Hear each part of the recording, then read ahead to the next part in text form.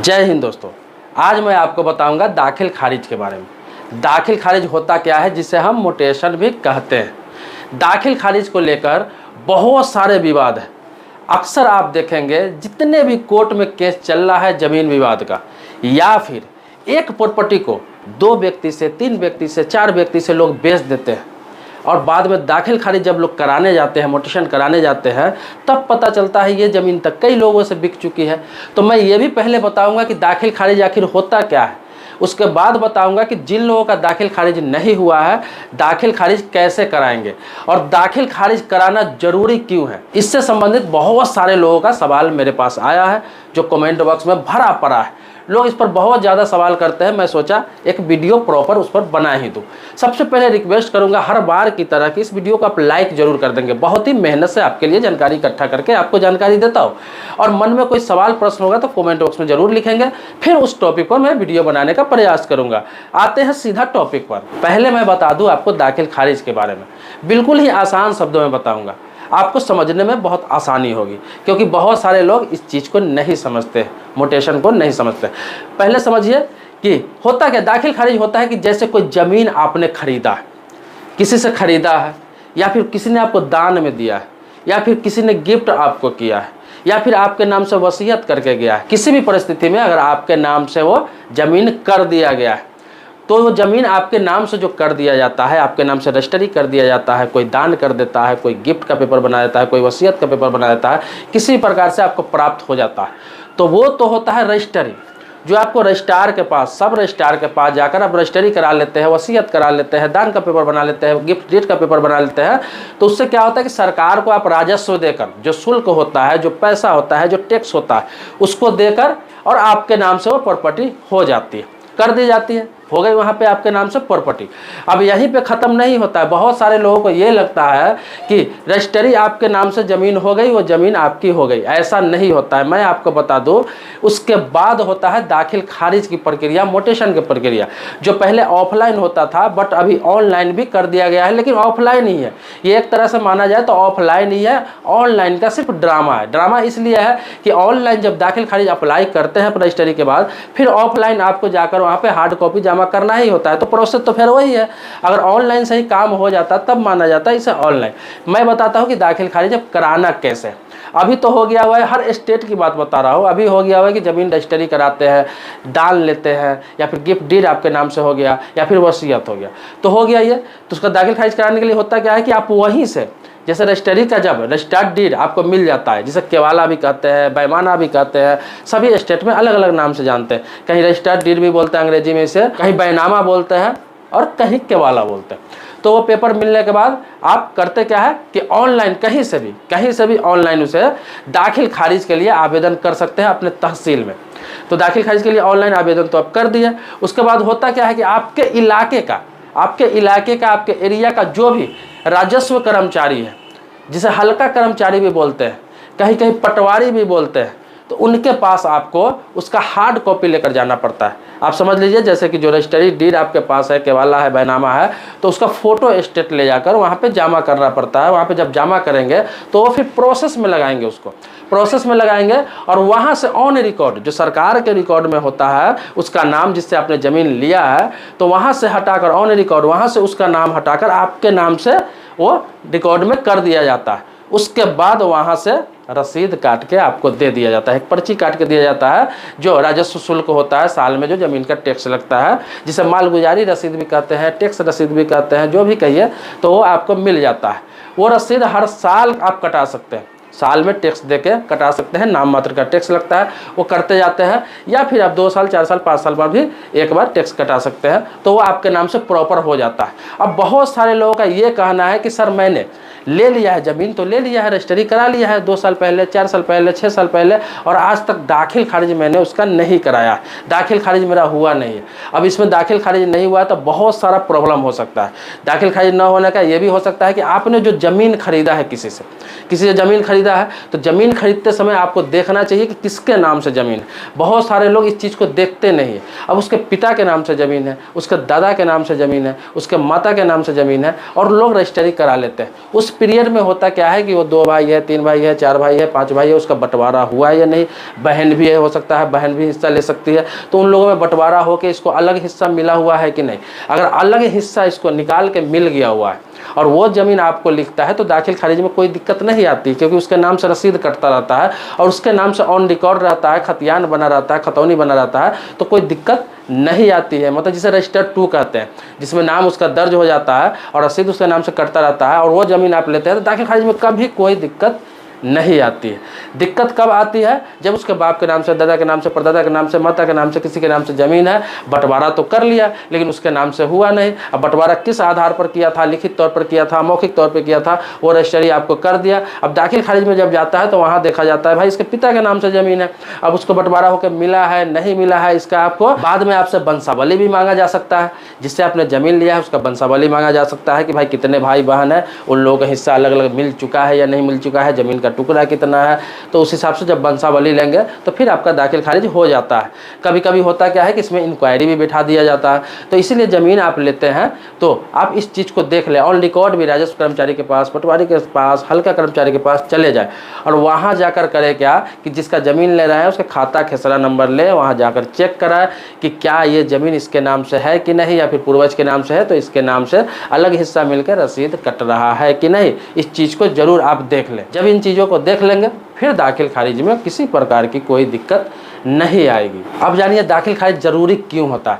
तो मैंने आपको पहले भी बताया, फिर बता रहा हूँ कि दाखिल खारिज इसलिए ज़रूरी है कि जब तक आप दाखिल खारिज नहीं कराते हैं, मोटेशन नहीं कराते हैं किसी ज़मीन को खरीद के, सिर्फ आप रजिस्ट्री लेके अपने घर में रख लेते हैं, केवाला लेके अपने घर में रख लेते हैं, बैनामा लेके अपने घर में रखते हैं और दाखिल खारिज नहीं कराते हैं, तो फिर ऑन रिकॉर्ड जो रहता है ज़मीन उसी के नाम से रहता है। मतलब रसीद जो कटता रहता है, पर्ची उसी के नाम से कटता रहेगा, उसी के नाम से खतियान रजिस्टर 2 में नाम रहेगा। इससे क्या होगा, भविष्य में वो व्यक्ति रसीद कटाता रहेगा, हो सकता है, या फिर ना भी कटाएगा तो कभी भी जाके कटा सकता है, क्योंकि ऑन रिकॉर्ड उसके नाम से रहेगा। ऑनलाइन भी रसीद कटा लेता है लोग, और उससे क्या है कि भविष्य में उस जमीन पर लोन भी ले सकता है, किसी और दूसरे को भी बेच सकता है, क्योंकि ऑन रिकॉर्ड तो उसका नाम है, तो वही देख के रजिस्ट्री होती है। आपका केवालत आपके घर में रहेगा, वो तो देखने को जाता नहीं है, तो उसी के आधार पर रजिस्ट्री होती है। तो उस जमीन को व्यक्ति दोबारा किसी को बेच सकता है, या फिर उसको बंधक रख सकता है, या फिर उस पर लोन ले सकता है, या फिर किसी को गिफ्ट कर सकता है, वसीयत कर देगा। आप क्या करिएगा, बाद में विवाद होगा। हाँ, हो सकता है कानूनी रूप से है कि केस लड़के आप ले सकते हैं, लेकिन आपको पता ही है हमारे देश में सिविल केस का इतना बोझ है कोर्ट पर कि एक एक केस ज़मीन का विवाद का मामला है। मैं आपको बता दूं कि 5 साल, 10 साल, 20 साल घिसना पड़ता है। फिर साबित आप ज़मीन पैसे देकर खरीदेंगे और आप ही को साबित करना है कि मैंने खरीदा था, ये साबित करने में 2-4-5 लाख रुपये आपको खर्च हो जाएगा, 5-10 साल बर्बाद हो जाएगा। फिर क्या फ़ायदा ऐसा करने से? इससे बेहतर है कि आप ज़मीन लें और दाखिल खारिज करा लें तत्काल, फिर आपको कभी कोई दिक्कत नहीं आएगी। दाखिल खारिज हो जाता है, आपके नाम से मिल जाता है रसीद, फिर वो ना कभी उसको ज़मीन को दोबारा किसी से बेच सकता है, ना उस पर लोन ले सकता है। वो आपके नाम ऑन रिकॉर्ड हो जाता है, आपके नाम से रसीद कर जाता है, फिर कोई विवाद नहीं रह जाता है। अब बहुत सारे लोगों के साथ ऐसा हुआ है, जो मेरे कमेंट बॉक्स में आया था सवाल कि उन्होंने ज़मीन खरीदा है और ज़मीन मालिक ने क्या किया, 2-4 महीने 6 महीने बाद किसी और को ज़मीन फिर से बेच दी। क्यों बेच दिया? उसने पता किया हुआ है कि अभी तक अगला दाखिल खारिज नहीं कराया है और इस आधार पर लालच में आकर पैसे लेके किसी और को ज़मीन बेच दिया। उसको ये पता है कि बाद में इस पर केस होगा, विवाद होगा, मुझे भी रखा जाएगा इसमें नाम। उसको पता है कि 10 साल 20 साल केस चलेगा, इसमें पड़ा रहेगा पचड़े में बंदा। हो सकता है अगला बंदा सरेंडर कर जाए, इसमें से एक बंदा छोड़ दे, मेरे पास पैसा तो आ ही गया। आपकी परेशानी से उसको कोई मतलब नहीं है। बहुत सारे ऐसे लोग होते हैं, लेकिन सभी ऐसा नहीं करते हैं, लेकिन कुछ लोग बेईमान टाइप के होते हैं जो एक ज़मीन के 2 लोग 3 लोग 4 लोग से बेच लेते हैं। इसीलिए रजिस्ट्री कराए, और रजिस्ट्री जैसे आपके पास डीड मिल जाता है, केवाला मिल जाता है, बैनामा मिल जाता है, जो भी आप उसे बोलते हो मिल जाता है, तत्काल में उसे मोटेशन करा ले, दाखिल खारिज करा ले। आपको क्या होता है कि 21 दिन से लेकर 45 दिन के अंदर में आपको दाखिल खारिज होकर मोटेशन होकर रसीद काट के दे दिया जाता है। अब यहाँ पे सवाल ये उठता है कि दोबारा बेच दिया तो क्या करेंगे? दोबारा बेच दिया, बहुत सारे लोग नहीं कराए, उनके लिए बता रहा हूँ। बहुत सारे लोग नहीं कराया, जो ज़मीन 2-2 लोगों को बेच दिया ज़मीन मालिक ने, तब उनके पास ऑप्शन एक ही बचता है, कोर्ट जाने का। उन्हें सिविल कोर्ट में मुकदमा करना पड़ेगा। उसमें जिसने ज़मीन खरीदा, जिसने ज़मीन बेचा, उन सभी को पार्टी बना के सिविल कोर्ट में मुकदमा करना पड़ेगा और उस ज़मीन पर स्टे लेना पड़ेगा। उस ज़मीन पे आप स्टे ले लेंगे तो ज़मीन पर रोक लग जाता है।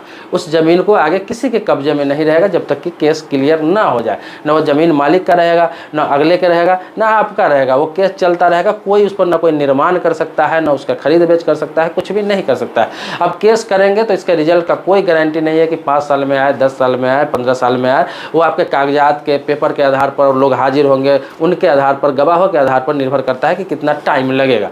तो ये तो विवाद खुद से अरजना हुआ, क्योंकि आपने दाखिल खारिज नहीं कराया।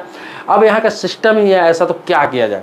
हमारे भारत का सिस्टम ही ऐसा है कि एक ज़मीन को कोई 2-2 बार, 3-3 बार, क्या 10-10 बार बेच सकता है, जब तक कि मोटेशन ना हो जाए, दाखिल खारिज ना हो जाए। अब ज़मीन खरीदने जाते हैं, देखते हैं ज़मीन खरीदने जाते हैं तो वहाँ पे फिंगर लिया जाता है, अब आइज लिया जाता है, सारा प्रोसेस, फ़ोटो लिया जाता है, विटनेस का फ़ोटो लिया जाता है, पहचान का फ़ोटो लिया जाता है, गवाह का फ़ोटो लिया जाता है, सभी का फिंगर लिया जाता है। सारा कुछ करने के बाद भी अगर धोखाधड़ी हो रहा है तो सरकार को भी इस पर ध्यान देना चाहिए। ऐसा सिस्टम करना चाहिए, जैसे आधार कार्ड की तरह ऐसा सिस्टम करना चाहिए कि एक ज़मीन का पेपर एक ही व्यक्ति के पास हो। ये दाखिल खारिज का चक्कर, मोटेशन का चक्कर, रजिस्ट्री का चक्कर, ये सब नहीं होना चाहिए था। एक ही जगह पे सारा सिस्टम होता, जहाँ पे रजिस्ट्री होता, वहीं पे उसी समय जब रजिस्ट्री हो गया तो 1 दिन में, 2 दिन में, 3 दिन में प्रोसेस होकर वहीं से मोटेशन हो जाता, वहीं से रसीद कर जाता। हालांकि ऑनलाइन सिस्टम है, लेकिन वहाँ पे ये पता नहीं चल पाता है कि ये ज़मीन बिक चुका है या नहीं बिक चुका है। अगर रजिस्ट्री किसी ज़मीन का हो जाता तो ऐसा सिस्टम होता जो वहाँ पे ये हो जाता कि हाँ, ये ज़मीन बिक चुका है, इस ज़मीन को ऐसे कोई दूसरा नहीं खरीदता। वहाँ पे अगले के नाम से कुछ ना कुछ वहाँ पे इंडिकेट हो जाता, या फिर दाखिल खारिज का प्रोसेस दिखाने लगता। बहुत सारा चीज़ होना चाहिए था जो बदलाव, ऐसे आगे चल के विवाद नहीं होता। दूसरा क्या है, हमारे यहाँ अपने देश की बात करें तो सिर्फ एक ही जगह की बात नहीं है। आप देख ले, बिहार, झारखंड, यूपी, उत्तराखंड, पश्चिम बंगाल, उड़ीसा, इन सभी जगहों पे जो गरीब राज्य है, खास तौर पर ज़्यादातर लोग अपनी पूरे उम्र ख़त्म कर लेते हैं ज़मीन विवाद के चक्कर में। यहाँ तक कि मैं आपको बता दूँ, किसी का भाई से विवाद चल रहा है, किसी का चाचा से विवाद चल रहा है, किसी का पड़ोसी से विवाद चल रहा है, किसी का खरीद बेचने में विवाद चल रहा है, किसी का मोटेशन का विवाद चल रहा है। ज़मीन का विवाद इतना है कि लोग कहते हैं कोर्ट में 10 साल, 5 साल, 20 साल लगता है। क्यों लगता है? वजह यह है कि इतना केस है कि जज भी, वकील भी अपडेट मिलता रहता है, डेट देते रहते हैं। कैसे करेंगे? सभी केस सुनवाई पे रहता है, इसको देखे, उसको देखे, उसको देखे। लाखों की संख्या में एक कोर्ट में केस चल रहा है। कितना केस देखा जाएगा? साल में लाखों की संख्या में केस होता है एक जज के पास। आप देखेंगे तो सभी को देखना पड़ता है, सभी पेंडिंग रहते हैं। धीरे धीरे करके सबको निपटाना होता है, इसीलिए टाइम लगता है। अब इसमें गलती सबकी होती है, कोर्ट का गलती नहीं है, ना वकील का गलती है, ना जज का गलती है। गलती होता है किसका? खरीदने वाले, बेचने वाले, समय पे दाखिल खारिज न कराने के लिए। ये तो यही बात हो गई। बहुत लोग समय पे दाखिल खारिज नहीं कराते। ऐसे लोग भी आपको मिलेंगे, मैं आपको बता दूं, ऐसे लोग भी मिलेंगे जो भी 10 साल, 12 साल, 15 साल हो गया, दाखिल खारिज ज़मीन की नहीं कराए, जबकि नाम मात्र का शुल्क लगता है। कहीं कहीं तो इसमें पैसा लगता ही नहीं है। जो आपका प्रोसेस का खर्च थोड़ा बहुत खुद से होगा वो लगता है आपको। वहाँ पर तहसील में कुछ पैसा नहीं लगता है, राजस्व कर्मचारी के पास पैसा नहीं लगता है। जो आपका टैक्स का रसीद थोड़ा बहुत कटेगा वही लगता है, फिर भी दाखिल खारिज नहीं कराते। वो तो वही बात होगी कि लोग 15 लाख, 20 लाख की कार ले लेते हैं, 100 रुपये का पेट्रोल होता है, कहता बहुत महंगा है। मतलब 15 लाख की कार महंगा नहीं है, 100 रुपये का पेट्रोल महंगा। बाइक ले लेते हैं, बुलेट ले लेते हैं 2.5 लाख का, 3 लाख का, 4 लाख का, और उस पर चढ़ते हैं, 100 रुपये का पेट्रोल लगता है। बहुत महंगा है भाई, पेट्रोल बहुत महंगा है, बहुत ज़माना महंगा हो गया हुआ है।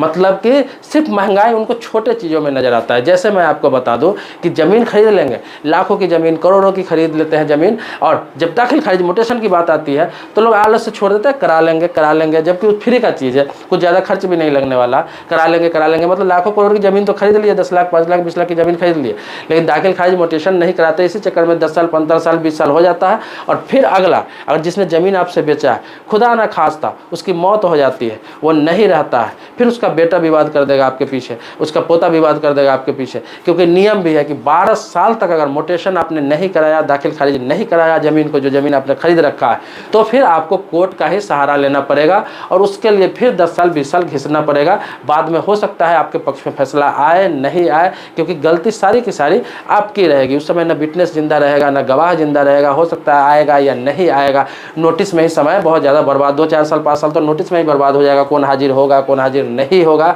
इसकी भी कोई गारंटी नहीं। तो इस आधार पर केस में लेट लगता है। तो मैंने आपको यह भी क्लियर कर दिया कि कोई ज़मीन 2 व्यक्ति से अगर बेचा जा चुका है और दोनों दावेदारी पेश कर रहा है, हालांकि पहला हक उसका है जो पहले ज़मीन लिया, पहला हक उसका है जो पहले ज़मीन रजिस्ट्री कराया है। इसीलिए पहले जो ज़मीन रजिस्ट्री कराया है वो दोनों को पार्टी बनाकर केस कर सकता है, या फिर दोनों पार्टी, जो दोनों ने ज़मीन लिया है, दोनों मिलकर इस पर केस कर सकता है जिसने ज़मीन बेचा, धोखाधड़ी किया। तो अब तो प्रोसेस हो जाएगा कोर्ट का प्रोसेस होगा, तो उसमें बहुत सारा टाइम लगेगा, समय बर्बाद होगा छोटी सी गलती की वजह से, और समय लगेगा। आप कोर्ट में जो होगा वो मानना पड़ेगा। ये किसी के हाथ में नहीं है, क्योंकि यहाँ का यही नियम है, यही प्रोसेस है, यही कानून है, और इसी हिसाब से आपको चलना पड़ेगा। हालांकि देखा जाए तो अभी वर्तमान सरकार जो भारत सरकार है वो अभी वर्तमान में बहुत सारे जगहों पे, बहुत स्टेट में, वहाँ जहाँ जहाँ स्टेट गवर्नमेंट इनका है या और बहुत सारे अदर स्टेट में भी जहाँ अदर पार्टी की सरकारें हैं, अब धीरे धीरे थोड़ा सुधार कर रही है। बहुत सारे चीज़ों को ऑनलाइन कर दिया गया है, यहाँ तक कि कहीं कहीं प्रॉपर्टी कार्ड भी जारी किया जा चुका है और प्रॉपर्टी कार्ड जारी हो रहा है। इस पर एक्सपेरिमेंट चल रहा है, कहीं कहीं इस पर ट्रायल के तौर पर काम चल रहा है। तो सुधार होने की गुंजाइश है, लेकिन इस पर टाइम लगेगा क्योंकि ज़मीन विवाद इतना है कि धीरे धीरे सुधार किया जाएगा। बहुत सारे जगहों पर सर्वे भी चल रहा है फिर से। जैसे आपको बता दूं, बिहार की बात बता दूं तो बिहार में अभी ज़मीन का सर्वे चल रहा है। तो इसमें जो भी ज़मीन विवाद होंगे ज़्यादातर हल हो जाएंगे। जिसके पास पेपर होगा, असली पेपर होगा, सही पेपर होगा, उसी के नाम से सर्वे हो जाएगा और उसी के नाम से ऑन रिकॉर्ड हो जाएगा, दिक्कत खत्म हो जाएगी। इसके बाद बहुत सारे भाइयों में बंटवारा जो नहीं हो रहा था, आज तक नहीं हुआ, दादा के नाम से ज़मीन है, परदादा के नाम से ज़मीन है, पिता के नाम से ज़मीन है, वो सब इसमें अपने अपने नाम से सर्वे कराकर बंटवारा करके अपने नाम से सर्वे करा सकते हैं। उनको बंटवारा कराने की जरूरत नहीं पड़ेगी, कहीं जाने की जरूरत नहीं पड़ेगी। एक पंचनामा तैयार कर लेंगे, उसी के आधार पर अपने अपने नाम से सर्वे करा सकते हैं। प्रधान के द्वारा, मुखिया के द्वारा, किसी के भी द्वारा, कोई जनप्रतिनिधि है उसके द्वारा वो पंचनामा तैयार करवा सकते हैं या फिर वंशावली बनवा सकते हैं। उसके आधार पर सबके नाम से अलग अलग हो जाएगा। तो अगर बिहार के व्यक्ति है, बंटवारा में कोई दिक्कत आ रहा है तो उनको बंटवारा करने की जरूरत नहीं है, अपने अपने नाम से बंटवारा करके अपने अपने नाम से दाखिल खारिज करने की जरूरत नहीं है, उनका ये सर्वे में ही काम हो जाएगा। लेकिन बाकी स्टेट में जहाँ जहाँ भी ये सब सर्वे नहीं चल रहा है, वहाँ ये सब सारी प्रोसेस है जो मैंने आपको बता दिया है। आपको बता दूं कि सवाल तो बहुत सारे हैं, बहुत सारे सवाल हैं और उसके जवाब भी मैं देना चाह रहा हूँ, लेकिन होता क्या है कि वीडियो मेरा बहुत लंबा हो जाता है। यही सब समझाते समझाते बताते बताते वीडियो लंबा हो जाता है। मैं कोशिश करता हूँ कि कम समय में आपको समझाऊँ, बट वीडियो लंबा होता चला जाता है। इसीलिए मैं जितना बता चुका हूँ, आप अगर समझ गए होंगे, समझ में आ गया होगा तो ठीक है। लेकिन अगर आपको लगता है कि कुछ छूट गया है, कुछ रह गया है, कुछ और पूछना है, कुछ और जानना है, तो इसके लिए आपको टेंशन लेने की ज़रूरत नहीं है। मैं बार बार कहता हूँ कि कमेंट बॉक्स में अपना सवाल रखिए, मैं सारे कमेंट को पढ़ता हूँ, सारा फिर से पढ़ूंगा, देखूंगा, जिस पर वीडियो बनाने लायक होगा। अगर ज़्यादा सवाल होगा तो उस पर जल्दी वीडियो ही फिर से बना दूंगा, पूरा विस्तार से बना दूंगा, फिर आपको वीडियो जल्द ही मिल जाएगा। इसलिए अगर मेरे सब्सक्राइबर आप नहीं है तो चैनल को सब्सक्राइब कर ले, बगल में बेल घंटी है उसको भी दबा ले। इससे क्या है कि मेरा वीडियो हमेशा आपको मिलता रहेगा। लेकिन मेरे सब्सक्राइबर पहले से है तो इसके लिए कोटि कोटि धन्यवाद देता हूँ, आभारी हूँ आपका। मिलते हैं नेक्स्ट वीडियो में जो आप ही के मुद्दे पर रहता है, फिर से आप ही के मुद्दे पर होगा। तब तक के लिए शुक्रिया, धन्यवाद, जय हिंद दोस्तों।